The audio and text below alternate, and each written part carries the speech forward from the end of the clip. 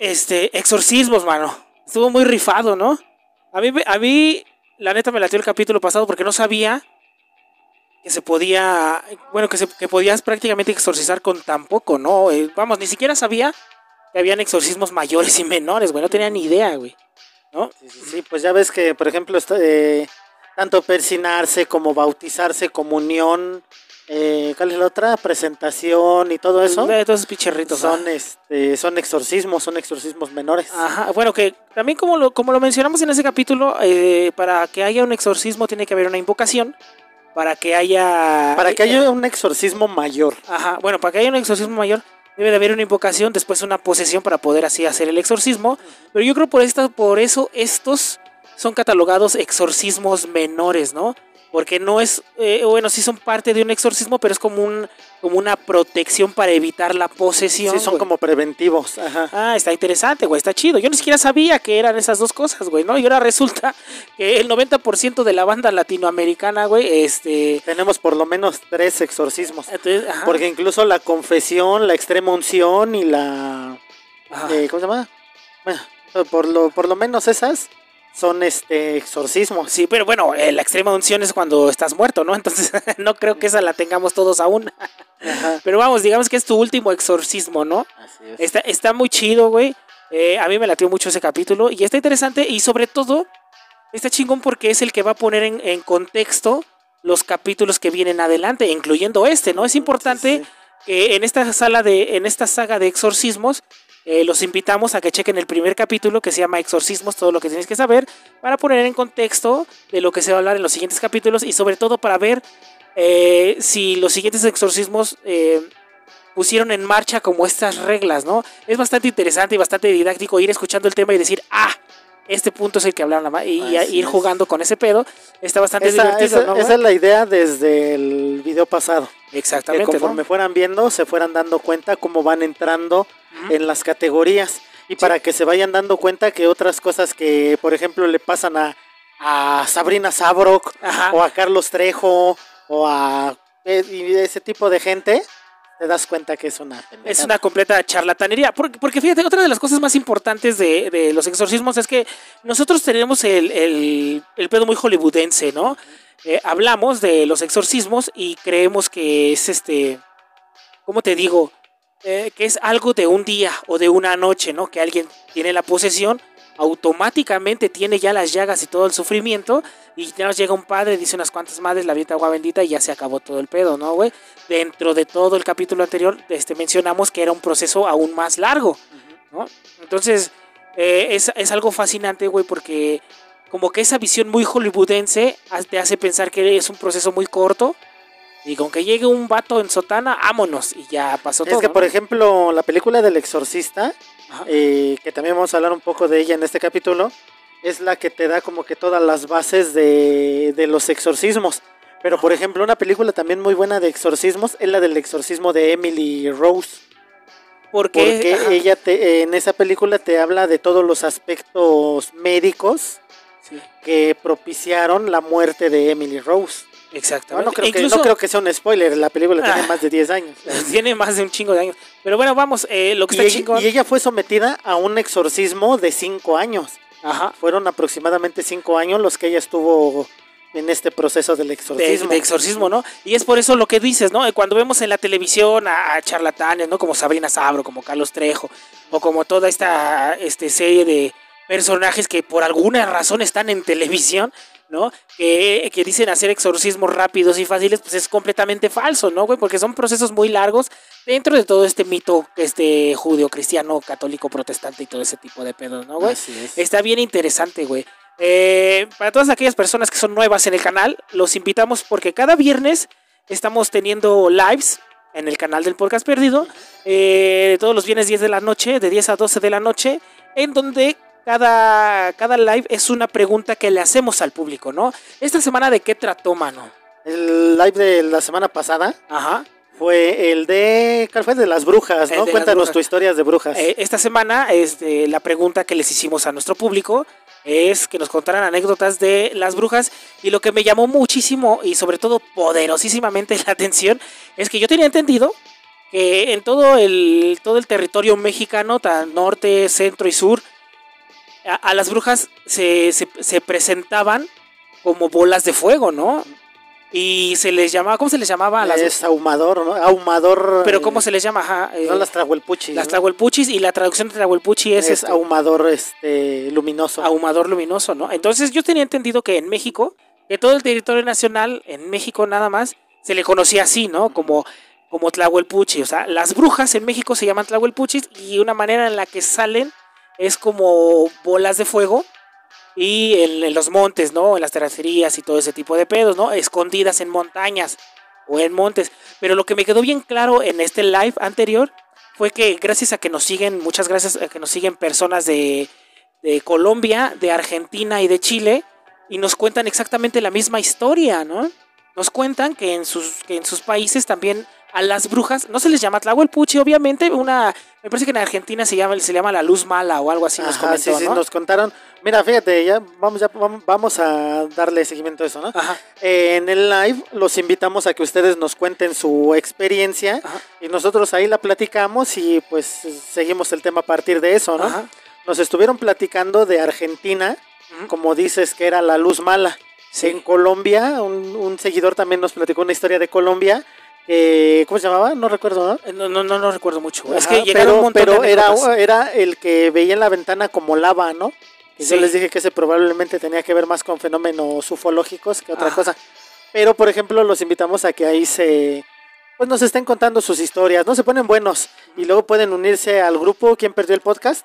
Que es en donde ponemos el título o postulamos la pregunta de la cual vamos a hablar el viernes en los lives, ¿no? Así es, si ustedes tienen algún tema que quieren que platiquemos en el viernes del podcast en vivo, pues ahí déjenlo y ya nos ponemos a platicar, ¿no? Exacto. ¿Te parece si comenzamos con el capítulo de esta semana? Ok. Y súbele ese cumbión, man.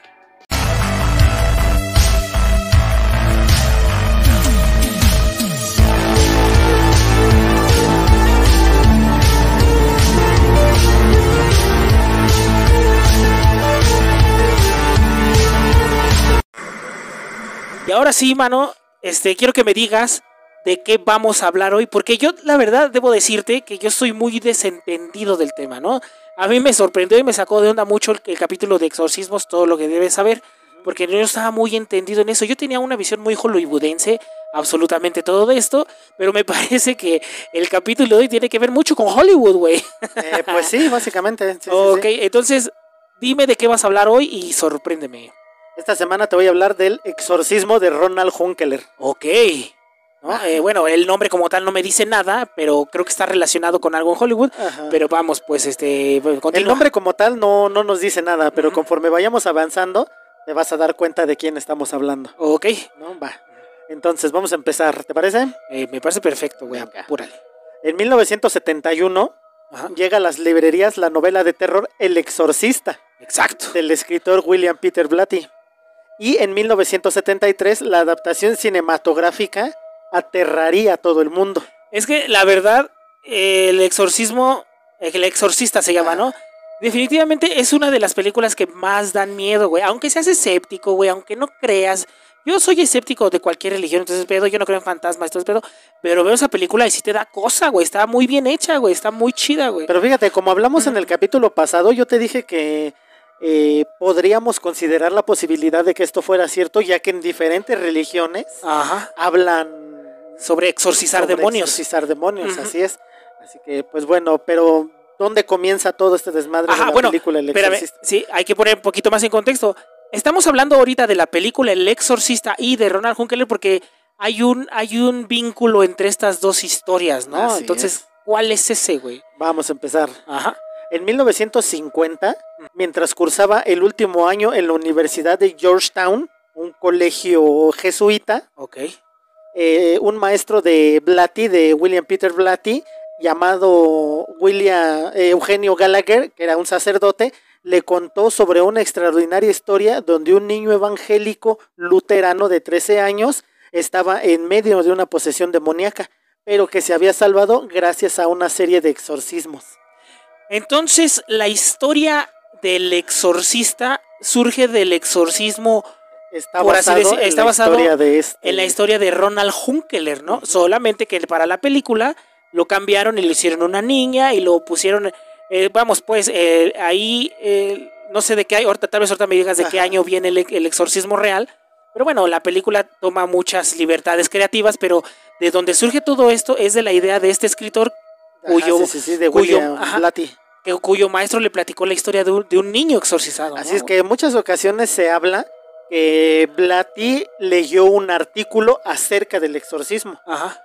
Pero lo que el mismo Blatty dice es esta historia, que mientras él estaba en Georgetown, un profesor jesuita llamado Eugenio Gallagher le contó esa historia. Y al final de cuentas, aunque haya visto un artículo periodístico o le hayan contado la historia, pues es básicamente lo mismo. Él no estuvo ahí y solo utilizó como base la historia, ¿no? Y ya, no pasa nada. Y puedes buscar el nombre de Eugenio Gallagher en Google y te aparece que es un maestro jesuita de Georgetown que estuvo involucrado en el exorcismo de Ronald Hunkeler. Ok, así que algo que me llama mucho la atención. Yo creo que la historia de Blatty pues parece la más creíble. La más creíble, ¿no? La más plausible.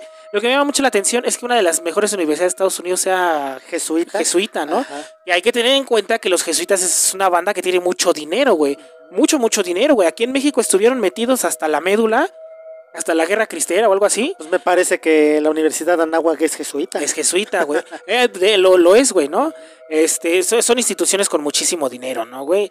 Y por ahí vienen también los del Padre Maciel, ¿cómo se llaman? Los Legionarios de Cristo. Los Legionarios de Cristo, que esos güeyes tenían como que el doble de dinero, solo que pues Maciel hizo sus desmadres y todo ese pedo, ¿no? Pero bueno, ese ya le dedicaremos un capítulo aparte, pero es de esta historia de donde surge la película y cuéntanos la historia.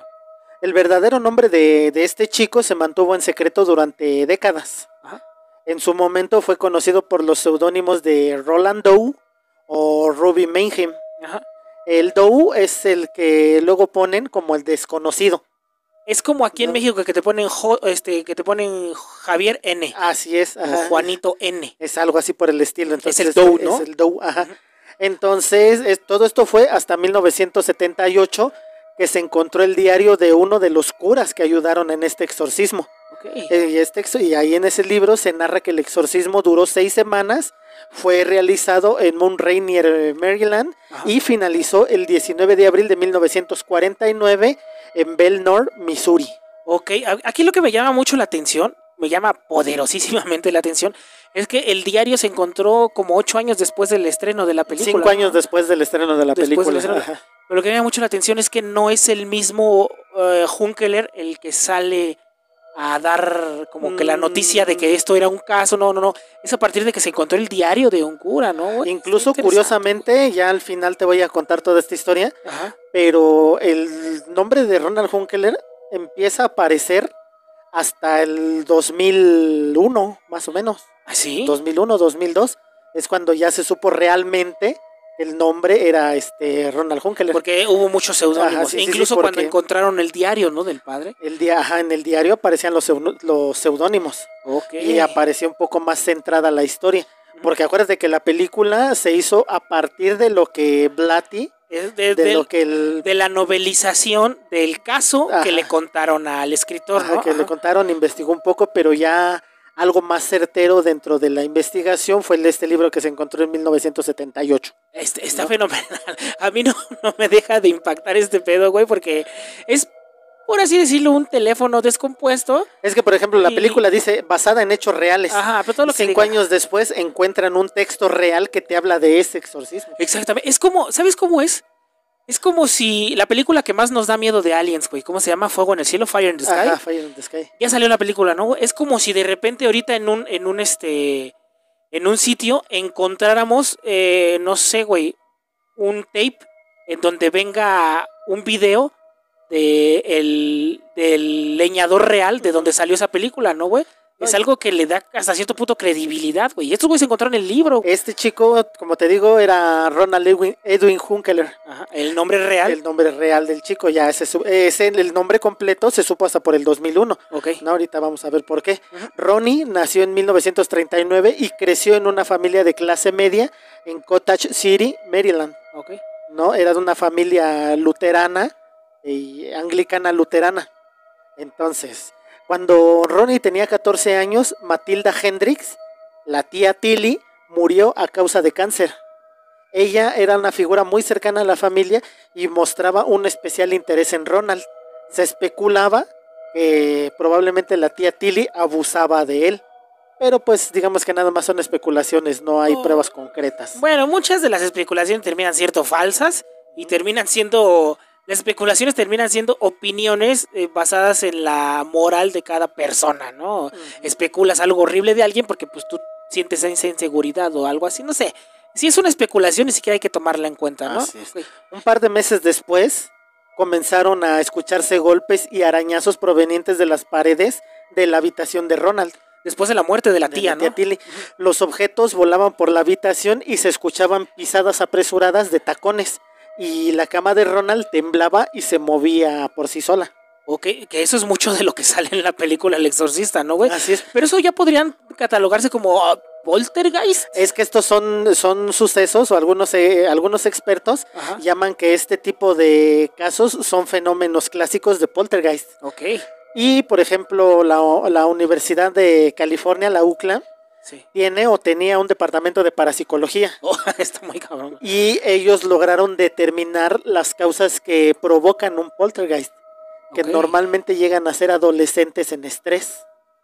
Entonces llegan de todos estos sucesos del poltergeist, llegan a suceder por adolescentes que están en momentos de mucho estrés y empiezan a generarle que se muevan objetos, todos los fenómenos del poltergeist, pero sin que ellos realmente lo sepan. Ahora, esto no es algo que estamos diciendo nosotros, esto es algo que investigó la UCLA y que por ahí está, ¿no? O sea, sí. Ese archivo lo puedes encontrar, güey, ¿no? Así es. Ese es el Departamento de Parapsicología de la Universidad de California. ¿Sabes qué? Deberíamos dedicarle un capítulo a ese pedo para ver qué sacaron. Hay un caso que es el fenómeno de San Fernando. Ajá. En el cual el director o el fundador del Departamento de Parapsicología de la UCLA va a investigar unos sucesos extraños que le están pasando a una mujer en una casa en San Fernando, en California. Y ahí en la casa, este cabrón logra documentar, el experto en parapsicología, que ese güey lo que buscaba era desmentir los casos. Entonces este güey, al estar investigando, empieza a encontrar un montón de pruebas de que efectivamente hay algo que está pasando ahí. Incluso hay una foto muy popular de este caso en el cual uno de los fotógrafos sube al sótano y cuando baja trae una cuerda en el cuello y como que lo ahorca. ¿Ah, sí? Y el chico que subió que se estaba ahorcando dice que algo le puso la soga. ¿Existe la foto? Existe la foto. Vamos a dedicarle su capítulo a ese pedo. Únanse al grupo Podcast Perdido, ahí les vamos a poner la foto, ¿no? La fotografía. Okay. Entonces ese caso también está muy impactante y fue investigado por el Departamento de Parapsicología de la Universidad de California. A ese departamento hay que dedicarle un pinche capítulo porque ya me estás intrigando. Pero bueno, después de la muerte de la tía Lily, se empiezan a presentar en el cuarto de Ronald Hunkeler todos los acontecimientos que estabas mencionando, ¿no? Relacionados a los fenómenos clásicos de poltergeist. La madre de Ronnie inmediatamente relacionó todos estos sucesos, obviamente, a la muerte de la tía. ¿Pero por qué? Porque la tía se dedicaba al ocultismo y fue la que le enseñó a Ronald a cómo usar la ouija y comunicarse con espíritus. Espérame. ¿La tía era ocultista, güey? ¿Y eso está bien visto para los luteranos o algo así? Pues no sé. O era la tía locochona que todos tenemos, yo creo, ¿no? Pues pero de los 40. Me llama mucho la atención, güey, que una religión como los luteranos tengan cierta, bueno, es que es familia, ¿no? Tengan cierta apertura hacia gente que practica ocultismo, güey. Pero vamos, pues era la tía.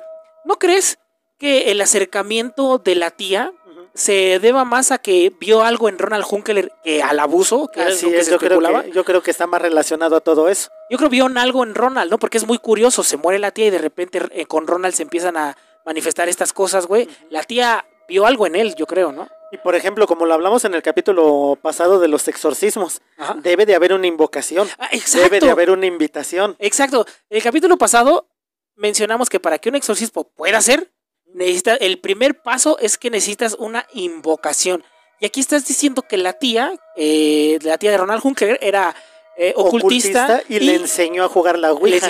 Se supone que cuando la tía muere, a los días Ronald utiliza la ouija para tratar de comunicarse con ella. Es que era obvio, güey. Era obvio. Si es tu tía cercana, güey, y la quieres, y la tía te enseñó un medio para comunicarte con seres de otra dimensión, vamos a mencionarlo así.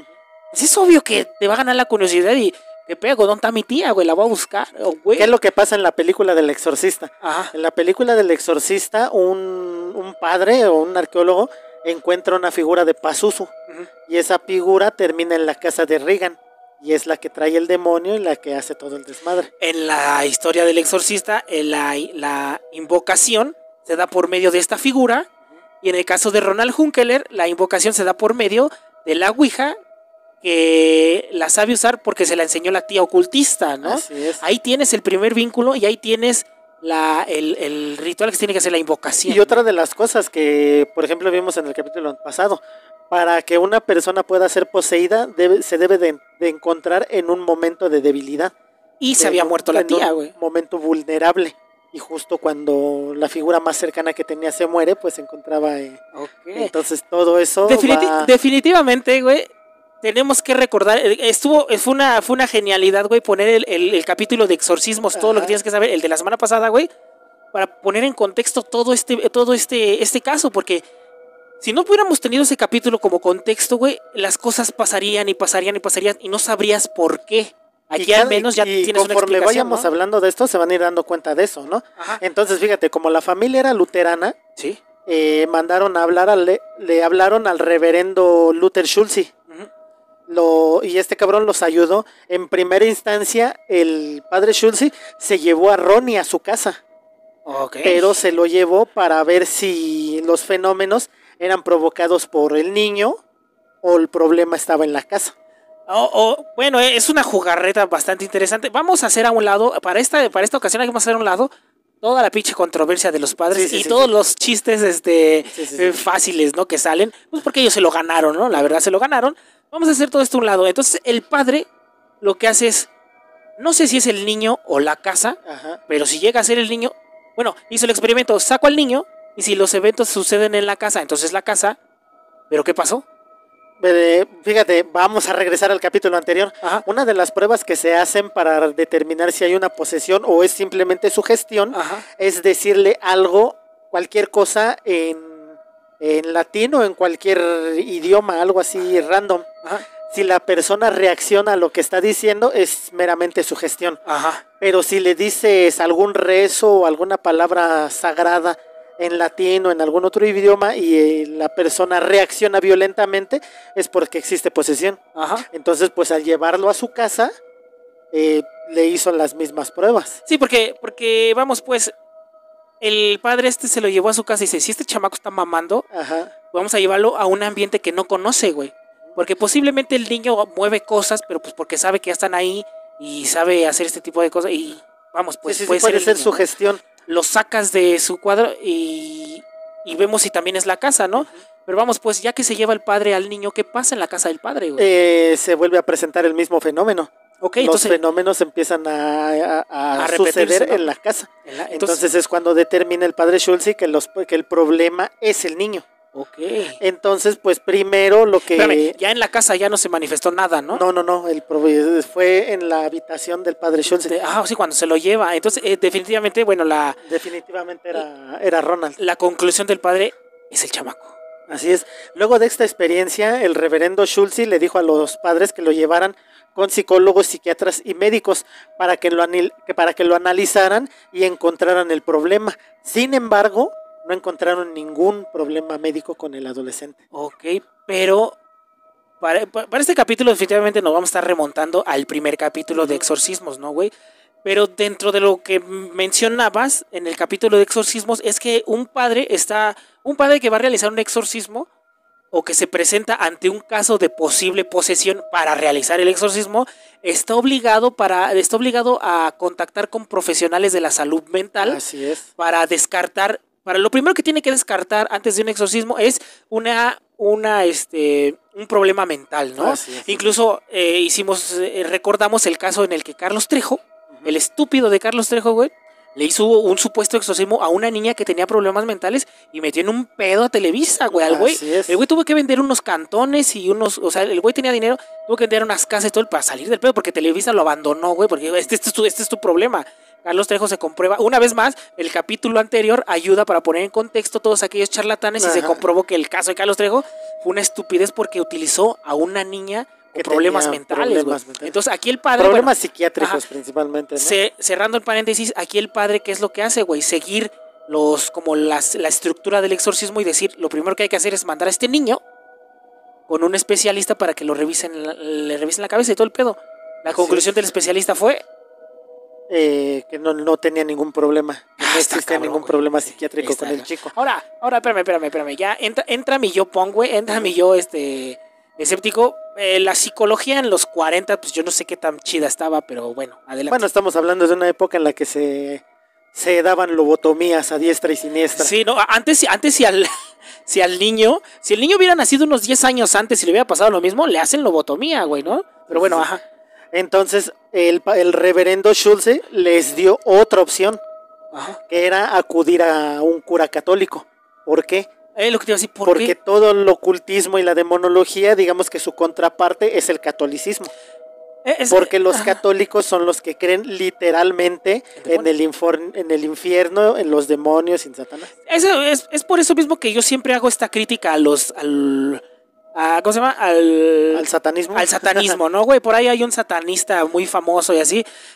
Güey, un satanista es un cristiano del otro lado, güey. ¿No? Estás dándole un satánico le está dando el mismo poder al Vaticano, güey, que es la institución que debemos derrumbar, güey. A mí se me hacen como niños grandotes, güey, pero bueno.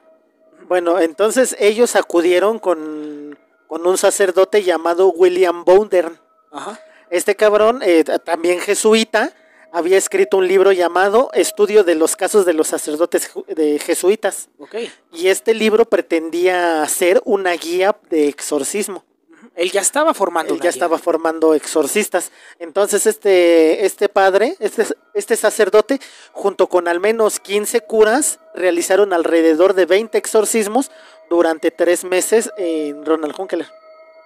O sea, toda esa chamba la hicieron en Ronald Hunkeler. Así es, a lo largo de 3 meses se hicieron por lo menos 20 exorcismos. Okay. Y es lo mismo que, retomando, hablamos anteriormente. Ajá. Durante el exorcismo, pues se hacen los rezos, se invita a la familia, debe de haber médicos, se debe de controlar la situación antes de poder realizar un exorcismo. Porque no sabes contra quién te enfrentas. Ajá, William Bowden ya sabía que los padres ya habían acudido a instituciones médicas para revisar al niño.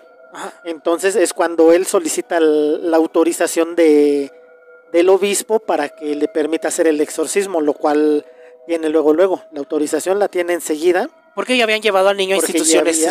Okay. Entonces ya es cuando se procede a hacer lo que es el exorcismo. Aquí ya entra el exorcismo. Así es, ¿no? Que como hablamos, empiezan a mostrar imágenes, a exigirle al demonio que se muestre, que diga su nombre, cuánto tiempo pretende estar ahí. Ajá. Porque es el tiempo que tienes antes de que la víctima muera, ¿no? Muera. Porque como lo mencionamos en el capítulo anterior, el fin de la posesión es la destrucción de la víctima. La destrucción del cuerpo, ¿no? Y como es la muerte. Pues. Ajá.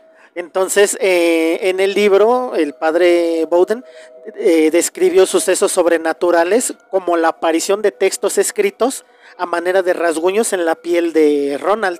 Okay. Y esto es lo que ya dio el paso a empezar el exorcismo ya. Porque, lo dijimos en el capítulo pasado, hay ciertas fases del poseído, ¿no? Ahí está es del 1 al 5, me parece, ¿no? Sí, y ya la etapa en la que empiezan los rasguños y las lesiones es la infestación. Que ya es la etapa 3 o 4, me parece. La 3. Es cuando ya debes de actuar porque es cuando ya está empezando a degradar el cuerpo, ¿no? Así es. Es que te digo que el capítulo anterior... Y ya cuando el cuerpo ya está completamente deteriorado y parece que ya está completa la posesión, esa es la opresión.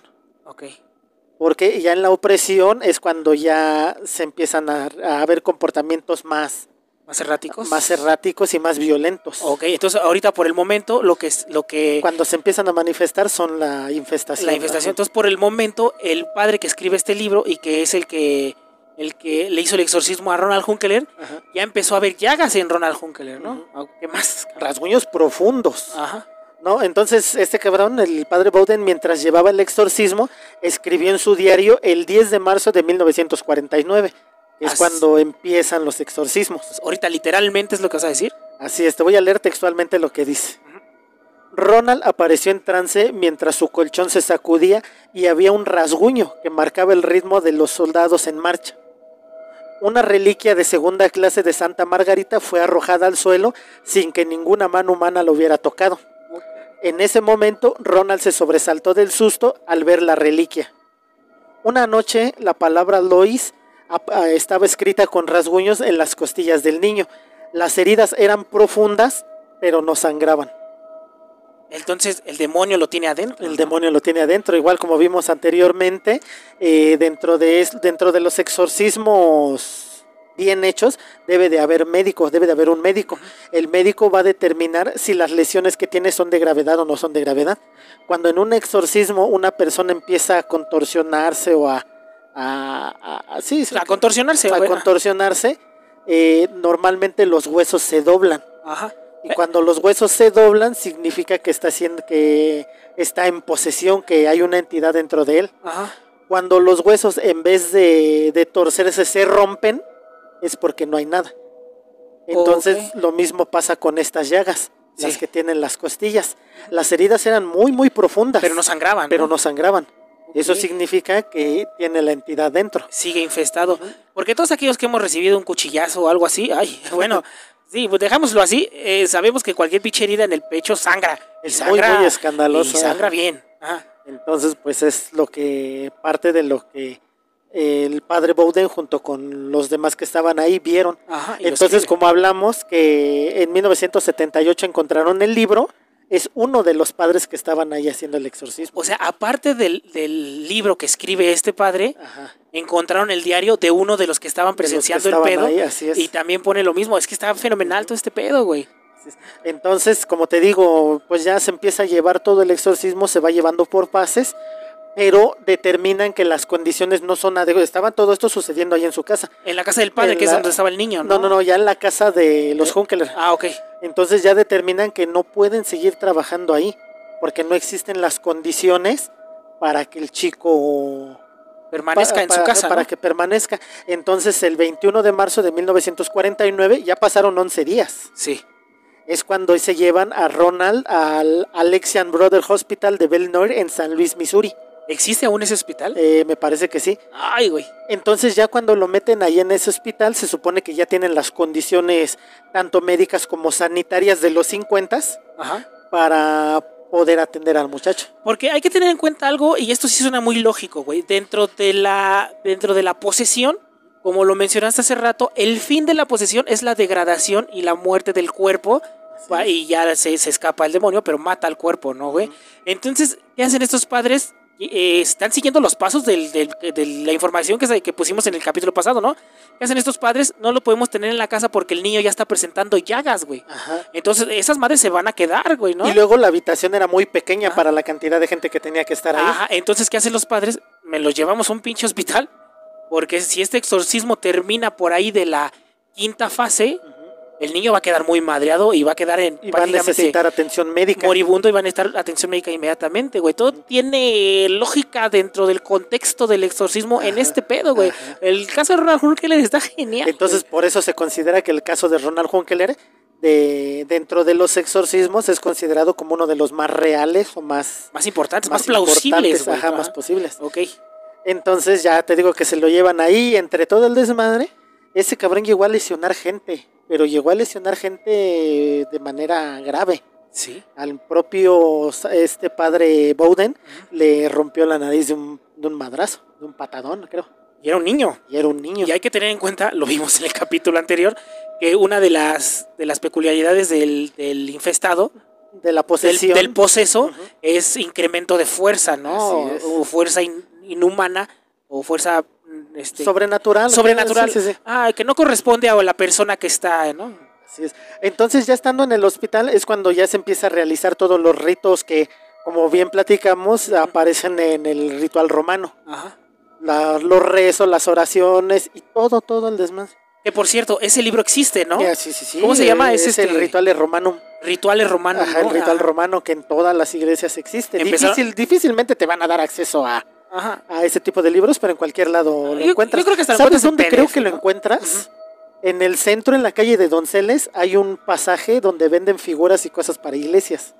Sí, sí. Me parece que ahí, y yo justo acabo de pasar ayer. Ay, hay que ver si podemos comprar un... Bueno, yo para tenerlo nomás, ¿no? Me gustan los libros. Ok, sí. Entonces vamos a dar una vuelta por allá la próxima semana. Pero aquí en la Ciudad de México hay un pasaje que te vende todo ese que te vende todo eso, ¿no?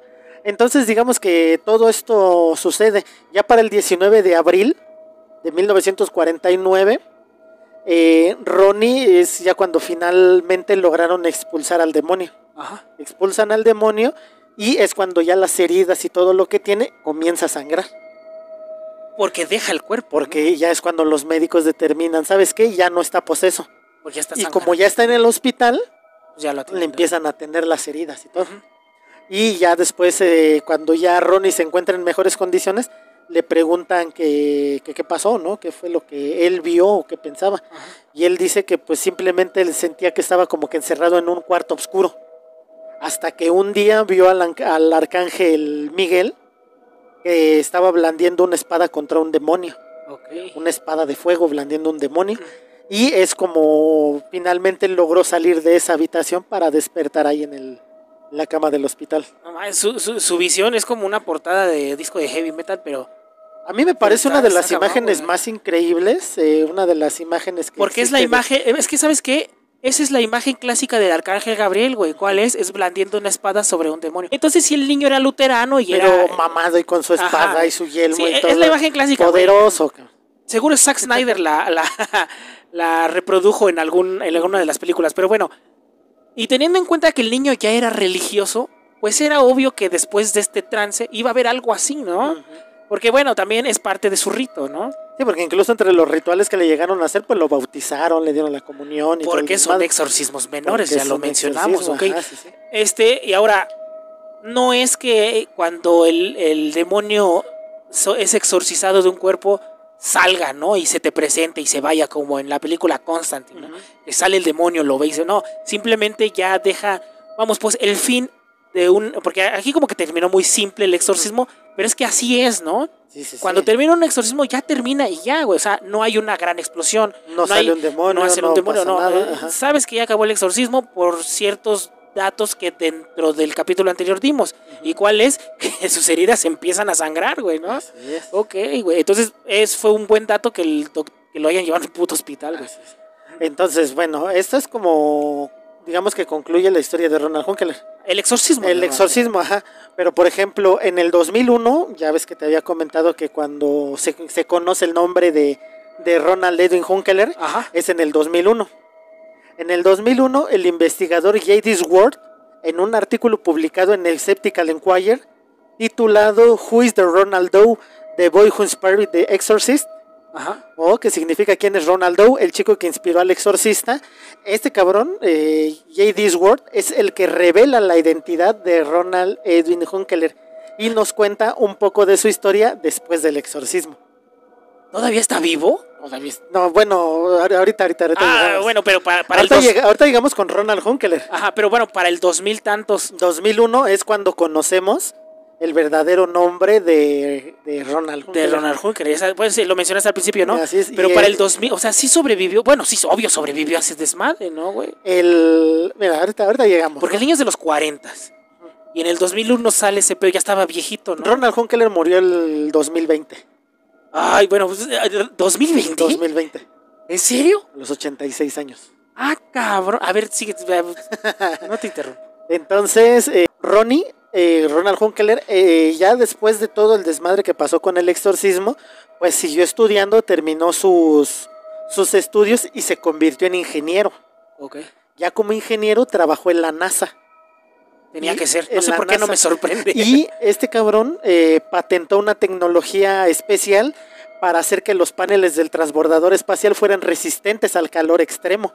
¿En serio? Y este cabrón y toda esta tecnología que él patentó y creó, ayudó a las misiones Apolo en las décadas de los 60 para llevar al primer hombre a la luna en 1969. ¿What? ¿En serio eso hizo? Sí, eso hizo Ronald Hunkeler. No mames, está cabrón, güey. Sin embargo, Ronald, pues todo el resto de su vida vivió con el miedo de que la NASA conocieran su pasado, se enteraran de su pasado. Ok. Entonces, durante la investigación de J.D. Ward, logró entrevistar a una ex compañera de Ronnie que trabajaba ahí junto con él en la NASA. Y obviamente esta chica pidió el anonimato, pero ella comenta que siempre estaba nervioso porque sus demás colegas del centro de vuelo aeroespacial Goddard en la NASA descubrieran que él fue la inspiración para El Exorcista. ¡No mames! Entonces por eso se supo hasta tiempo después, ¿no? Porque yo fue lo que dije, ¿no? Fue lo que pensé. Si el escritor de el libro donde sacaron, de la novela donde sacaron la película del Exorcista, dice que se inspiró en la historia de un niño así, yo creo que si eres adulto dices, chinga, pues esa es mi historia. Vamos a ver de dónde saco raja, ¿no? Pues la mayoría de la gente saca raja, güey, ¿no? Vamos, pues, no hace mucho se popularizó la serie de Jeffrey Dahmer y es bien sabido que uno de los amigos de Jeffrey Dahmer escribió una novela gráfica del caso de Jeffrey Dahmer, mi amigo, ¿no? Dahmer. Ajá, o sea, sacaron raja, güey. Y que este güey no solo no sacara raja, sino que escondiera todo ese pedo. Y ahora lo que me llama la atención, ¿por qué su preocupación de que la NASA no supiera, güey? Ahorita llegamos a eso. ¿En serio? En la misma entrevista que... Creo que se está poniendo más buena la vida adulta de este pinche viejo, pero bueno. En la misma entrevista de J.D.'s World, esta compañera que no reveló su nombre, dice lo siguiente. En Halloween siempre salíamos de la casa porque Ronald pensaba que alguien vendría a su residencia, sabría dónde vivía y nunca lo dejarían tener paz. O sea, seguía con ese pedo del exorcismo, güey. Tenía una vida terrible por la preocupación de que la gente descubriera su pasado. Es que el güey sí quedó afectado, cabrón. O sea, ya para correrte en Halloween así de no quiero visitas porque puede que sé que valga madre en este pedo. Ajá, entonces nada más esta compañera sabía de la historia de Ronald. Ajá. ¿No? Pero entonces, ¿para qué pide anonimato, güey? O sea, si es la única compañía que sale en la historia de Ronald, el día pues que salga... por eso, porque todo el mundo va a decir, chinga, tú sabías y por qué no contaste. Ok. Bueno, Ronald... Lo que me llama mucho la atención es el miedo a que sepa la NASA, pero bueno. Sí. Pues porque, bueno, no sé. Ok.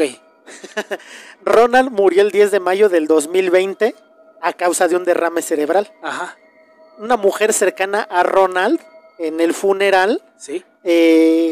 Afirmó que Ronald nunca creyó haber estado poseído. Ajá. Incluso ese cabrón rechazaba la religión. Él decía que todo había sido un invento porque simplemente era un chico problemático. Pero entonces, ¿por qué esconderse, güey? Ajá, pues precisamente porque tenía ese estigma de que no, güey, tú fuiste poseído. Y Ronald decía ya de grande, decía, no, güey, yo no fui poseído, nomás me portaba mal. Pero, güey, hay algo contradictorio en todo esto. Es que me suena mucho, güey, esto. Porque esta misma chica dice que poco antes de que Hunkeler muriera, a los 86 años, un sacerdote católico se presentó en su casa para administrarle los últimos sacramentos. El último exorcismo, güey. Ajá, pero lo curioso de todo esto es que ella no había llamado al padre y Ronald tampoco lo había hecho. Entonces ella misma dice, no tengo ni idea de cómo el padre supo que tenía que venir, pero ayudó a que Ron llegara al cielo. Y en paz. ¿No crees que todo este pedo en realidad sí le afectó en toda su vida a Ronald Hunkeler? Pero secretamente, obviamente, cuando te pasa un evento traumático, yo no quiero hablar mucho de otros temas traumáticos, pero en este tipo de cosas las víctimas suelen negarlo, güey. Y suelen no hablar de eso. Por eso salen muchos casos de víctimas que acusan 10, 15 años después, güey. Y la gente las juzga. Es que ¿por qué no desde antes, no? Güey, porque el proceso es muy culero, güey. Y muchas veces lo niegas, ¿no? Entonces aquí, por eso yo no quiero hablar de otro tipo de abusos ahorita, ¿no? Pero vamos, ¿no crees que Ronald Hunkeler sí quedó realmente afectado por este pedo? Por todo lo que le pasó y lo negó durante mucho tiempo. Pero ya cuando eres viejo... haces las paces contigo y ¿no crees que de alguna manera Ronald Hunkeler haya tenido contacto con los padres de su iglesia de manera secreta a fin de cuentas? Sí, yo creo que a final de cuentas él seguía, ¿no? A pesar de que él decía que todo eso era mentira, güey, hay escritos, hay curas que escribieron todo esto. Ajá, escribieron varias cosas sobre él, ¿no? Entonces yo creo que él seguía teniendo contacto con su iglesia, nomás que de manera secreta y negándola, porque vamos... Si nos vamos un pedo más centrado en la tierra, güey, y nada paranormal, ¿cómo es que llegó el padre a darle la extrema unción, güey, no? Y es muy sabido que, por ejemplo, la gente mayor casi siempre sabe cuando ya se acerca su momento. Yo creo que todos sabemos, ¿no? Ajá. Entonces, pues él decidió terminar en paz. Como tú dices, llevarse su último exorcismo. Su último exorcismo. Está interesantísimo, güey. Entonces, pues esta es la historia de Ronald Hunkeler, güey, que fue el que inspiró toda la película de El Exorcista. Ahora, la inspiro vagamente, ¿no? Ajá. Yo creo que hay que tener el contexto de este pedo y cada película que diga inspirada en hechos reales significa que agarraron un tema y hicieron un mole con él, güey, ¿no? O sea, quiere decir que prácticamente nada está inspirado, porque si nos ponemos a comparar la película El Exorcismo con lo que me acabas de platicar de Ronald Hunkeler, pues no tiene nada que ver, güey, ¿no? O sea, hay algunas peculiaridades, ¿no? Por ejemplo, las llagas en el niño que se presentan en la niña, ¿no? El de la película, pero eso es algo que viene dentro de los términos de un exorcismo, ¿no? Incluso, que se mueva la cama de Ronald Hunkeler, se mueve la cama de la niña, pero eso también viene dentro de los parámetros de un exorcismo, ¿no, güey? Entonces, digamos que el que se diga que el caso de Ronald Hunkeler haya servido como inspiración para eso, pues yo creo que nada más tiene que ver con el hecho de que el escritor escuchó a esa madre y se le ocurrió otra historia, ¿no? Incluso te voy a contar algo que a lo mejor te va a sonar parecido. Ok. Tal que se me pasó comentarte hace rato. Ajá. Cuando se llevan a Ronald de la casa al hospital, lo suben a una camioneta, una camioneta de esas que tenían el asiento corrido. Ajá. ¿No? Lo suben y mientras van manejando, Ronald cambia la voz. Empieza a hablar de manera gutural. Ajá. Y empieza a decir, no me vas a llevar a ese lugar. Agarra el volante y da el volantazo. Okay. Para que ellos se embarren. Ajá. Sí, logra el cura que venía manejando, logra tener el control y simplemente quedaron a la... sí se dieron un madrazo, pero ya no fue tan caso cabrón. Que llegaron a la... Y te digo que te va a parecer familiar. Ajá. Porque eso aparece en el libro de Cañitas. Ah, es verdad, ¿no? Entonces, es parte de las cosas que se robó Carlos Trejo. Ya hablamos, visiten los 2 capítulos que tenemos de Carlos Trejo, relatamos un poco la historia, hablamos más de su vida que de su chingado libro, ¿no? Pero es verdad, güey, ¿no? Esta escena que me estás narrando ahorita, güey, de los escritos que se hablaron sobre Ronald Hunkeler, está calcada en el libro de Carlos Trejo, güey. Así es. Es verdad, güey. Pero bueno, eso era una curiosidad, güey. El caso de Ronald Hunkeler está muy cabrón, güey. Espérame, porque ya acabó, ¿no? Sí. El caso de Ronald Hunkeler está muy cabrón, güey, por lo que le pasó de niño. Pero yo creo por el final que tuvo, güey. Porque fue un güey que no vivió, que prácticamente tal vez no vivió tan tranquilo toda su vida, ya sea por esconder su pasado o porque lo atormentaba, ¿no? Yo creo que todo lo que a él le pasó fue real. Ajá. Y fíjate, ahora te voy a hablar un poquito de la película. Ok.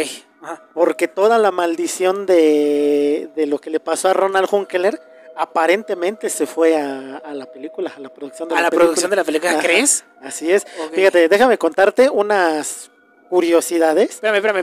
Poco de... Antes de llegar a eso... bueno, en El Exorcismo se habla de pasos, ¿no, güey? Ah, sí, en la película. En la película, ajá. ¿A Ronald Hunkeler se sabe qué demonio lo expulsaron? No se sabe, ¿no? No se sabe. Entonces eso también es parte de lo hollywoodense, ¿no? Así es. Ok. Entonces, fíjate, la película, el rodaje comenzó el 14 de agosto de 1972. Ajá. Apenas comenzó, se empezaron a escuchar ruidos extraños y algunos técnicos aseguraban ver sombras que caminaban por el set. Uh-huh. Entonces aquí es donde empieza todo el desmadre de que lo de Ronald Hunkeler fue real y todo lo que estuviera involucrado al exorcista, estaba maldito. Ok, tal vez de ahí sale también que la producción estaba de alguna manera maldita, ¿no? Sí, entonces aunque el director William Friedkin intentaba tranquilizar al equipo asegurando que solamente se estaban sugestionando por la película, los rumores que la película estaba maldita comenzaron. Ok.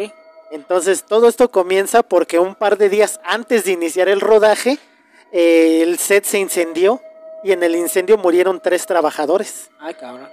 Todo el set se quemó, menos la habitación donde sucedería el exorcismo.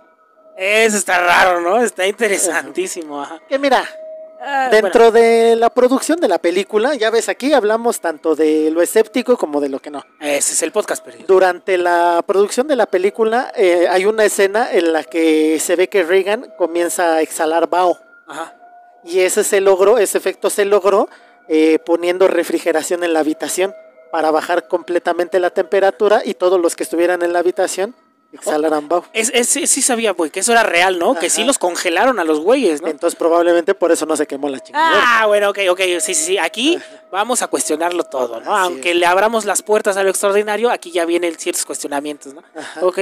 Al segundo día, esto fue el primer día. Sí, qué pinche mamada, ¿no? Al segundo día, Max von Sydow, que debía interpretar al padre Lancaster, pidió permiso para ausentarse porque su hermano había fallecido. Ajá. Días después, Linda Blair, la protagonista, también faltó unos días porque su abuelo murió. Ok. Los personajes encarnados por Jack McGowan y Vasiliki Maliaros, que en la película morían, en la vida real no llegaron al estreno porque murieron en la postproducción. ¿En serio? Pero, o sea, ya van 5 güeyes muertos, güey. Y todavía faltan un montón. No, ¿cuántos se murieron ahí, cabrón? Pues un chingo. Fíjate esto. Uno de los técnicos fue asesinado y el vigilante nocturno que custodiaba el estudio fue encontrado sin vida. Van 7. O sea, ya la producción de El Exorcista se está convirtiendo en una película snuff, güey. La muerte también rozó a Jason Miller, otro de los protagonistas.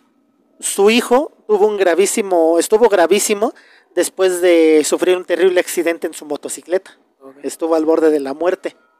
En 1979, el actor Paul Bateson, que tenía una pequeña aparición en la cinta, fue condenado por asesinar a un crítico de cine y fue sospechoso de otros 6 crímenes.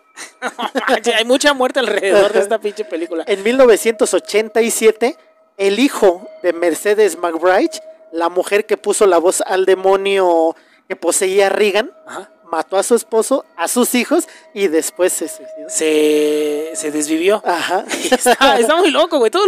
Prácticamente la producción contrató puro pinche orate, güey. Bueno, ok, dale. Helen Burstyn, que interpretaba a la madre de Regan, se dio un madrazo cuando el arnés que la protegía en una escena se rompió. Ah, sí, sabía eso. Y también estuvo mucho tiempo ahí ausente. Sí, que sí quedó puteadona, ¿no? Porque ya era una señora, bueno, sí. No tan grande, pero güey. Pero vamos, un madrazo de esos. Y guapota la señora. Sí. Después de todo esto, le pidieron al sacerdote Thomas Bennington, asesor de la cinta, que realizara un auténtico exorcismo ahí en el set. Ah, ok. Pero pues este cabrón dijo que no, que esto nada más iba a poner a todos nerviosos y los iba a sugestionar aún más. Así que lo único que hizo fue pues bendecirlos y pues nada más se persinaban antes de... Porque si nos vamos al capítulo anterior, una de las cosas que ayudan a empoderar las posesiones o a los demonios es la sugestión, güey. Entre más sugestionado estés, güey, más susceptible eres de tener una posesión, güey. Entonces el padre, yo creo, sabía todo lo que hablamos en el capítulo anterior, obviamente, y dijo, no, güey, porque si ya están pasando chingaderas, güey, pues, bueno, dentro de su credo va a decir, pues aquí va a pasar algo peor, güey. Y este sacerdote, Thomas Birmingham, ¿sí? Es un auténtico exorcista avalado por el Vaticano. En el mismo capítulo anterior hablamos que se les expiden licencias que duran por lo menos 3 años. Sí, claro, no cualquiera puede ser un exorcista. Si no la utilizas, pues se cancela, y si la utilizas se va renovando. Y este cabrón tenía experiencia de por lo menos 20 años haciendo exorcismos. Entonces él sabía perfectamente que no podía... Que tuvieron un verdadero exorcista en la película del exorcista. Bueno, era el asesor, güey. Por eso la película es genial, güey. Yo soy muy escéptico, pero es genial la película, güey. Ahora, en 1975 se estrenó en Londres la versión teatral de la obra. La actriz Mary Ure, que interpretaba a la niña poseída, se fue a su casa tras el estreno. Al otro día la encontraron muerta en la bañera de su casa. No seas cabrón.